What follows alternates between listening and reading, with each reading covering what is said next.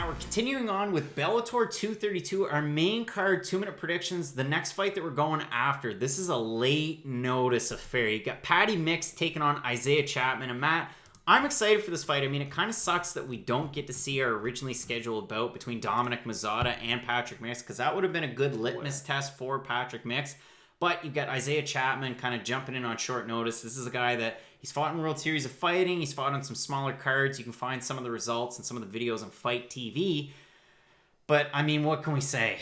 Realistically, this is it's good for Chapman. It gives you exposure through Bellator. It's just a tough one because you look at Patrick Mix, and he makes his debut against a well-known name in Ricky Bandejas, and man, did he look good. He jumped to his back and strangled him. Patrick Mix does everything well. There's not really a weakness in his game. Like Craig said before we started filming, he's the guy who should have been in the UFC a long time ago. I mean, you look, Andre Ewell just fought Marlon Vera last week, and Patrick Mix has a win over him by stoppage. So it's kind of surprising that it's taken him this long to get into one of the bigger organizations, because if you just go off his skill level, he's one of the better prospects in MMA. Just in any, regardless of weight class. He's won 22 fights in a row, pro and amateur, both 11-11. I mean, this guy is one of those top talents, and it's weird because you see media members, a lot of people out there on social media saying, hey, UFC really missed the boat. This is one of those guys that would have fit perfectly for them, especially at bantamweight, maybe fights at featherweight. Like, this is one of those guys that you should have probably grabbed.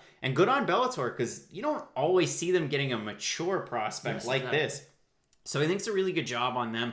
Odds not posted yet on this fight. Again, it's a really tough one for Chapman. It's hard to say, too many good things because it's just a smaller sample size. And we're talking about one of the better prospects in all of MMA. You look at a guy in Chapman, the one fight that I will point to, a loss in 2014 to Timur Valiev, a guy that I hold in pretty high regard, a guy that we saw in PFL. He's 15-2 now as a pro. Another guy that maybe the UFC should have or maybe should sign. He's won 3 in a row, but again, it's really tough because that's split between 2017, then almost a 2-year layoff, and then 2 wins in 2019. Mix is going to be a minus 1,200, though. Yeah. Let's be honest. Patrick Mix is going to win this fight pretty easily. I'm picking Mix as well, but I'm looking forward to it. Get to see a bit more of a progression of Mix and, get him back in the spotlight with Bellator, because that's what we want to see. So looking forward to this. Our Bellator 231, 232, and UFC Singapore 2-minute breakdowns here on YouTube. Let's get into it.